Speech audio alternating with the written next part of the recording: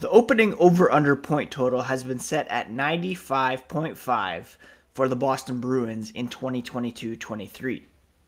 Today in the podcast, I'm going to talk about realistic expectations for this team this season, why there's reason to be concerned, and also why there's reason for optimism, and argue for both over and under. So let's get into it on today's episode of Locked On Boston Bruins. You're Locked On Bruins, your daily podcast on the Boston Bruins. Part of the Locked On Podcast Network, your team every day.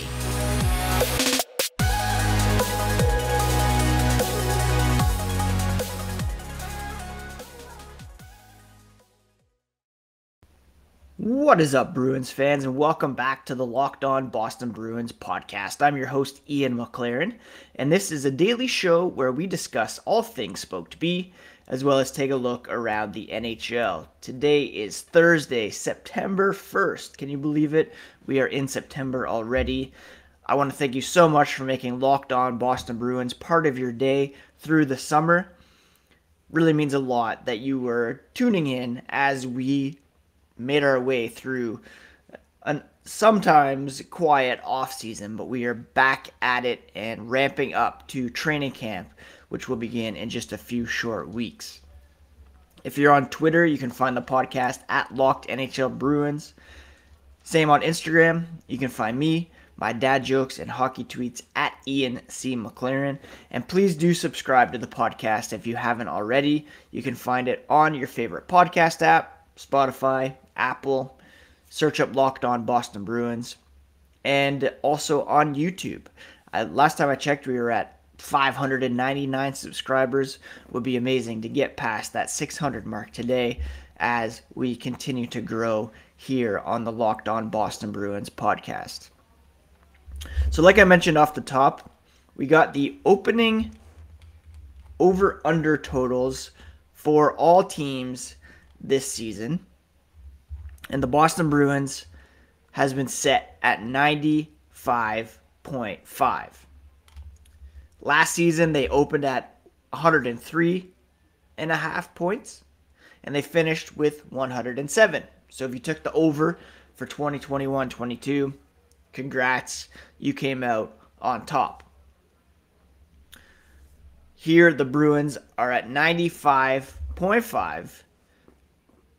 Equal to the St. Louis Blues, behind the Los Angeles Kings, and just ahead of the New York Islanders.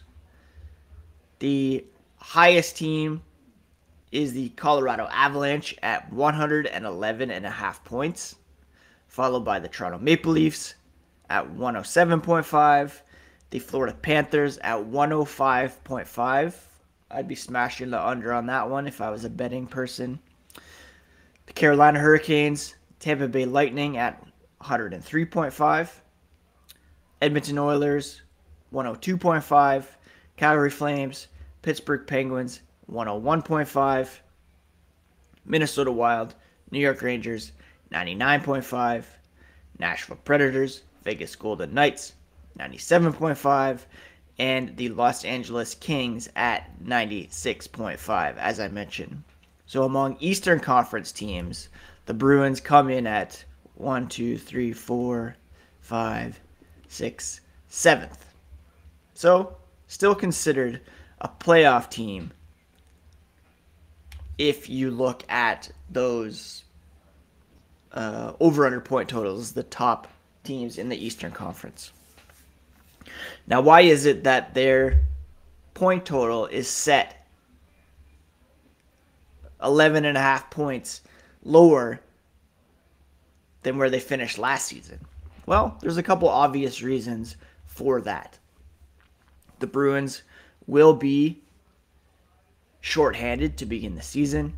If you're opening up without Brad Marchand, without Charlie McAvoy, then there could be some serious problems. Charlie McAvoy, as we recently discussed, was ranked the number 5th defenseman in the NHL right now. Seems to be always on the cusp of entering the Norris Trophy finalist conversation with a full season this year. He certainly would be there in my estimation. He should have been there last season, you could argue. Brad Marchand, of course, one of the more consistent wingers in the NHL over the last several years. And, replacing him on the top line, incredibly difficult, even with newcomer Pavel Zacha in the mix. You could argue that the Bergeron line will be the second line to begin the season, with Taylor Hall, David Krejci, and David Pastrnak forming a more formidable trio off the top. There's also some uncertainty when it comes to the coaching situation. You have Bruce Cassidy having been fired after leading the Bruins to very successful regular seasons during his 6 years with the club. They ranked near the very top in most statistical categories, team defense being one of them. Will Jim Montgomery coming in improve that? Will a more up-tempo north-south structure diminish their defensive capabilities or their defensive output anyways? Who knows? There's also, some questions about the bottom of the lineup, who exactly will fit in there. You have Matt Grzelcyk and Mike Riley banged up as well. The defense will be depleted to begin the season, to be sure. And that raises some serious questions about whether or not the Bruins can put together a total season that could push for 100 points. Those first couple months are going to be difficult for them, to be sure, and it's going to be very important to stay afloat in the Eastern Conference playoff race. It's very easy to fall behind and difficult to catch up with the 3-point games around the NHL. Typically around Thanksgiving, December 1st, you have an idea of the top teams in each conference. And because of the loser point, it's so much more difficult to catch up in the playoff race. So if they're stumble out of the gate, could be a tough slog. But there's reason to believe that the Bruins can hit that 95.5 point total despite the injuries, despite the coaching change. And we're going to talk about those reasons for optimism and realistic expectations for this team this season here in a moment. But first, a quick word about betonline.net. That's where these point totals are coming from, and they're your number one source for all pro and college football betting this season. You can find all the latest football developments, game matchups, news, and podcasts, including this year's opening week games. They're your continued source for all sports wagering information. And BetOnline is the fastest and easiest way to check in on all your favorite sports and events, including baseball, MMA, boxing, and golf. Head to the website today. Use your mobile device to learn more about the trends in action at BetOnline, where the game starts. So we talked about some of the reasons why the Bruins' point total is set 11.5 points below where they finished last season.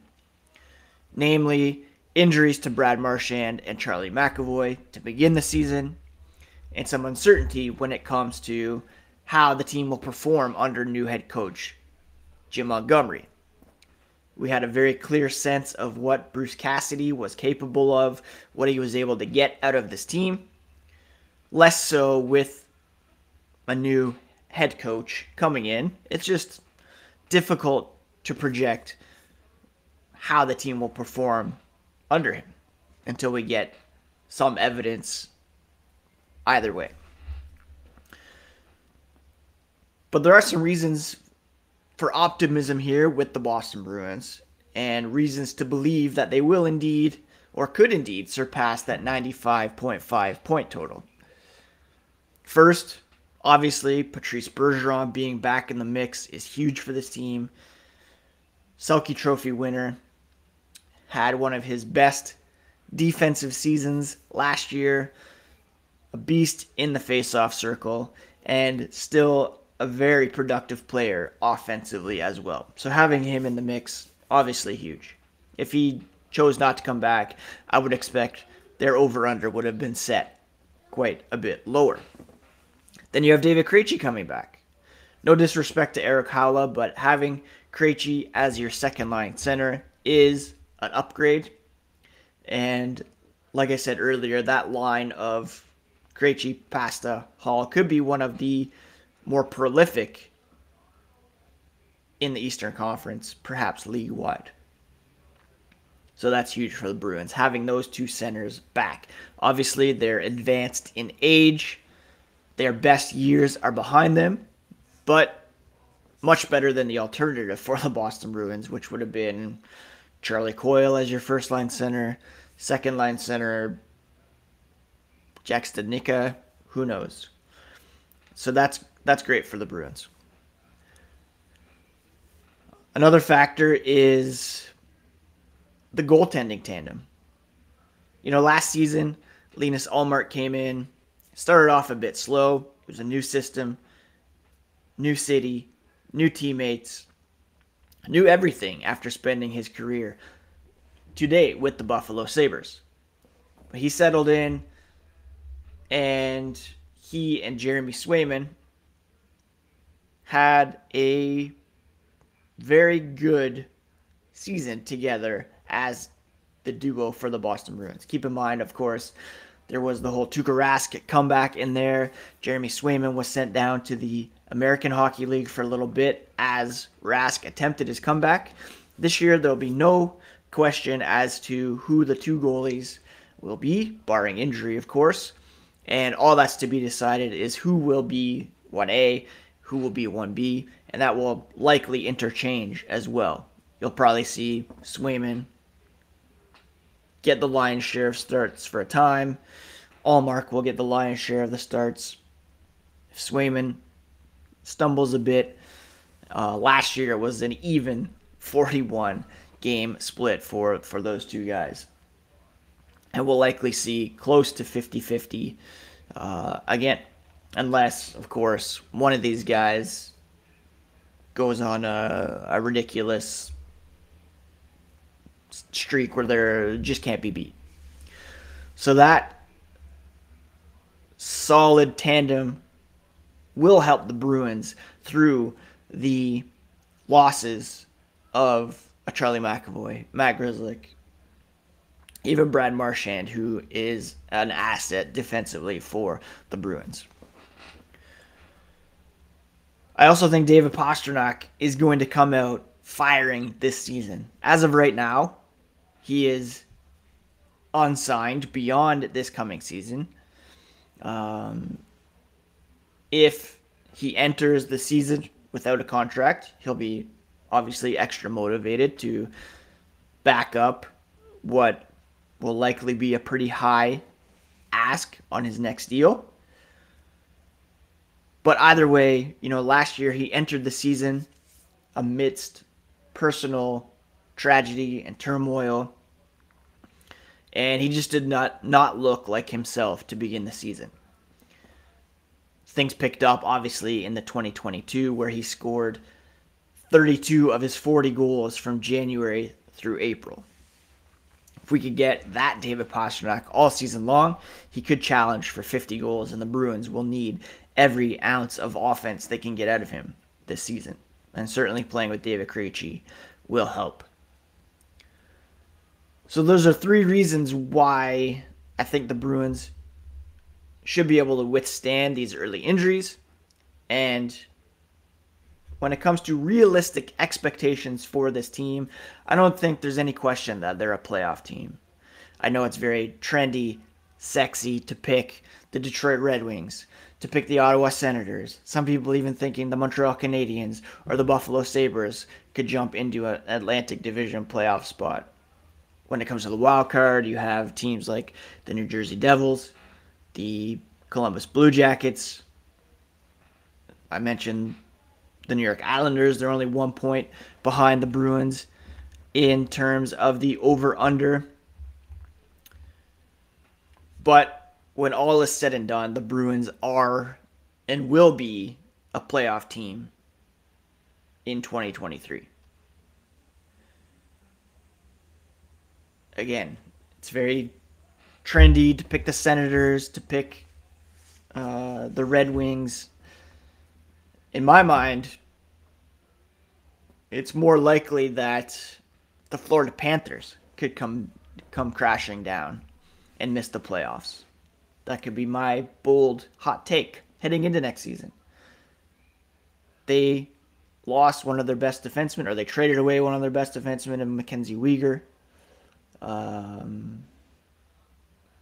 Jonathan Huberdeau from Matthew Tkachuk. They've lost Anthony Duclair to injury to begin the season. Sergei Bobrovsky can't be relied upon. Although Spencer Knight is a very talented goaltender, there's just a lot of question marks there. You could argue the Maple Leafs may take a step back with their goaltending situation. Tampa Bay lost Andre Palat, among others. I think the top four will remain intact. But it's possible that you could see the Panthers fall down. But I do believe the Bruins will be a playoff team. Beyond that, it's so hard to say once you get into the playoffs. Could they win a round? Could they win 2 rounds? 3, 4? That's the ultimate goal, obviously. They're bringing Krejci, Bergeron back into the mix and kind of approaching the season as a last dance scenario. The Stanley Cup is the ultimate goal. Realistically, I mean, it's so hard to say. You can look at the Maple Leafs and say they're due for a breakthrough. Lightning, always strong. They have the best goalie in the world, arguably one of the best defensemen in the world, some of the best forwards in the world still. Maybe the Panthers will surprise. Maybe the Rangers will break out, take it to the next level over in the Metropolitan Division. The Hurricanes, always strong, as we know. So once it comes to the playoffs, all bets are off, and so much can change between now and then. But just looking at it, realistic expectations for the Boston Bruins, I think playoffs, certainly anything less than that would be a massive disappointment. You don't bring all these guys back to not make the playoffs. All right? The Bruins will be a playoff team. Probably 1, 2 rounds. Last season being in the Metro bracket was a huge bonus for them. I could see them, if they had won Game 7, moving to at least the Eastern Conference Final. Maybe that kind of scenario pops up again. Atlantic Division will be tough to get through no matter who you're playing. But I think we can confidently say the Bruins will be a playoff team in terms of over-under. I'm going to take the over when it comes to 95.5 points for the Boston Bruins. Are these injuries to begin the season worth 6 losses? I mean, maybe. That's what makes it tricky, is those injuries. But I'm still going to take the over. I'm a glass half full kind of guy, and I think they can withstand those injuries and have a better than expected regular season for sure. Now, before we finish off with some news and notes from around the hockey world, a quick word from the NHTSA. Are you one of those people who thinks it's okay to drive stoned? What's the worst that can happen? You end up driving below the speed limit? It's no big deal, right? Wrong. The truth is, your reaction times slow way down when you are high. You not only put yourself in danger, but everyone around you. Stop kidding yourself. It's not okay to drive high. If you've been using marijuana in any form, do not get behind the wheel. If you feel different, you drive different. Drive high and get a DUI.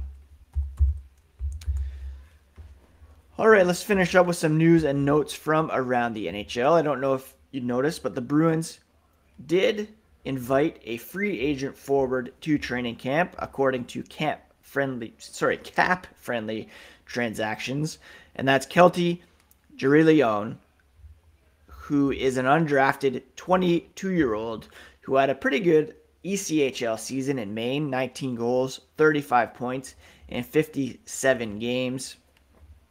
He came from the WHL, and looks like the Bruins will give him a look as they try to fill out their training camp roster. According to HockeyDB, he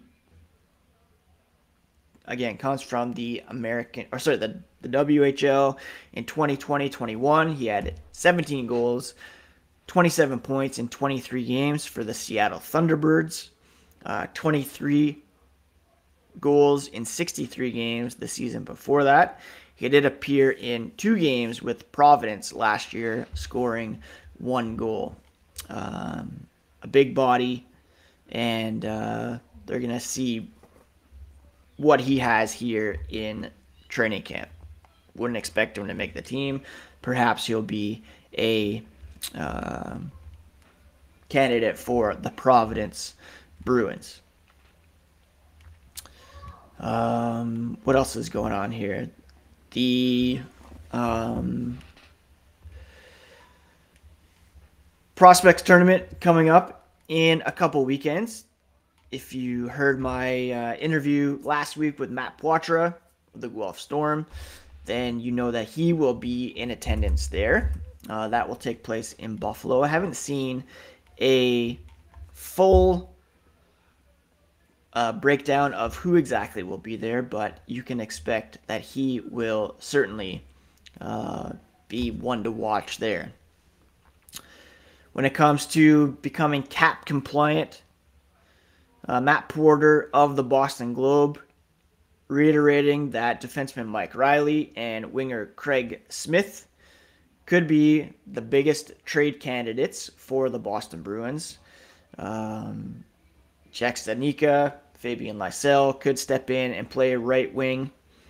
There was a rumor last month from Boston Hockey Now claiming a team had made an offer for the two-year-old, but the two sides couldn't reach an agreement. Looks like Nick Foligno will be sticking around. And if the Bruins are able to clear some space before training camp, you could see some PTOs. There's been talk that perhaps Keith Yandel could be offered a PTO with defensive injuries. PK Subban could be offered a PTO if he doesn't sign before training camp. And I, for one, am still someone who would not hate seeing PK Subban in black and gold. I think, yeah, he's up there in age. Certainly doesn't have the same cachet as he once did as a Norris Trophy winner.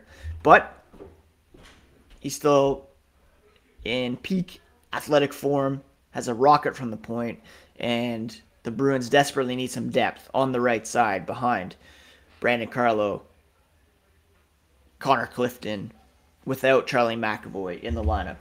According to Greg Wyshynski of ESPN, Subban not interested in cashing in after having a pretty lucrative contract on his last deal. He wants a shot to play for a Stanley Cup, wants to play, still has a lot of gas left in the tank according to his agent, and crazier things have happened. I wouldn't hate seeing that at all. Anyways, thank you so much for joining me on today's episode of Locked On Boston Bruins. We'll be back tomorrow with all the latest on the black and gold. I hope you all had a great July and August, and that you will join me here in September as we ramp up towards training camp. Very excited about the Bruins this season, and looking forward to seeing what this team looks like under new head coach Jim Montgomery. Take care of yourselves, friends. Take care of each other. Enjoy Rings of Power to all those who are celebrating the release of the Amazon Lord of the Rings series. I cannot wait for that tonight. Also been enjoying House of the Dragon. Maybe give some recommendations on the next mailbag episode, which will be tomorrow. If you have any questions, please do send them in. Friday mailbags. And that's it. Thanks so much, friends. Talk to you again tomorrow here on the Locked On Boston Bruins podcast, part of the Locked On Podcast Network, your team every day.